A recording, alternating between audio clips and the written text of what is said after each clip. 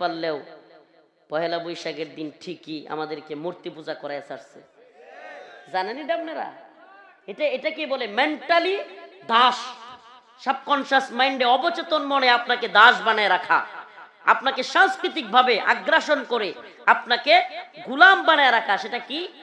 আপনি জানে দুর্গাপূজা করবেন না, আপনি কি করবেন না? দুর্গাপূজা করবেন না। আপনার প্রয়োজন হলে দুর্গা পূজা করাইব। দুর্গা পূজা বুঝেন? দরগায় গিয়া মান্নত করা, দরগায় গিয়া মাথা লাগানো।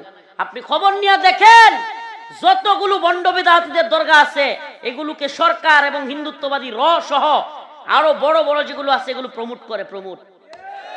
আপনি দরগার বিরুদ্ধে কিছু করতে যান, আপনি ইন্টারফেইথের খ্রিস্টান মিশনারির বিরুদ্ধে করতে যান, দেখবেন যে প্রশাসনিকভাবে আপনার উপর চাপ আসবে। তার মানে এদের মূল ঘাঁটিটা কোথায়, এদের শক্তিটা কোথায় পায়? আপনি দেখবেন নজিবুল হক কি একটা মাইজ ভান্ডারি, হেরে বানাই দিছে এমপি। মাইজ ভান্ডারি এমপি, মন্ত্রী, এগুলোরে বানাবে। বিভিন্ন ধরনের বিদাতীদেরকে প্রমোট করবে, বিদাতীদেরকে উপরে উঠাবে। আলহামদুলিল্লাহ 2024 সালের অভ্যুত্থান, এই অভ্যুত্থানের মাধ্যমে সমস্ত জাহেলরা শিক্ষা পাইছে। আলহামদুলিল্লাহ বলেন। এখন নতুন করে উপদেষ্টাদের মধ্যেও কিছু ভারতীয় দালাল ঢুকে গেছে। এই দালালি, আমরা একটা কথা বলেছি, হযরত আলী রাদিয়াল্লাহু আনহু বলেছিলেন, জালেমদের সাথে নমনীয়তা দেখানো, মাজলুমদের সাথে গাদ্দারি।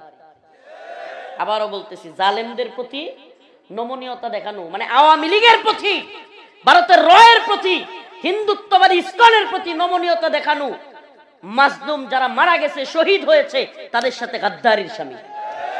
এটা মনে রাখবেন, সাবধান সাবধান, এদের প্রতি কোনো নমনীয়তা দেখানো যাবে না। কেন? এরা যদি তওবা করে ফিরে আসে তাইলে নমনীয়তা দেখাইতে সমস্যা, কিন্তু তার স্বস্থানে বহাল থাইকা আবার তার প্রতি নমনীয়তা দেখাবেন, তার মানে আপনি জুলুমকে প্রমোট করলেন। কি করলেন? প্রিয় ভাইরা আমার, আরেকটা বিষয়ে কথা বলি, আমার এটা খুব কষ্ট লাগছে। ইসলামিক মাহফিলগুলো গভীর রাত পর্যন্ত হয়, এইভাবে যদি নারী পুরুষ একসাথে আপনারা প্যান্ডেল করেন, এইভাবে যদি মহিলারা রাস্তায় উঠতে থাকে, পুরুষরা উঠতে থাকে, প্রিয় ভাইরা আমার, বন্ধুগণ আমার, এই ঈশ্বরগঞ্জবাসী আপনাদেরকে একটু সতর্ক করি, এই গভীর রাতে যে কোনো অনাকাঙ্ক্ষিত ঘটনা ঘটতে পারে, যে কোনো অনাকাঙ্ক্ষিত ঘটনা। কারণ আল্লাহ পাক পুরুষ এবং নারীকে নেগেটিভ পজিটিভ তার যেমন একটা আরেকটার সাথে লাগলে কেমন করে করেনি, আল্লাহ পাক এটা দিয়েছেন, সুবহানাল্লাহি ওয়া বিহামদিহি। এটা হাসার কোনো কারণ নাই ভাই।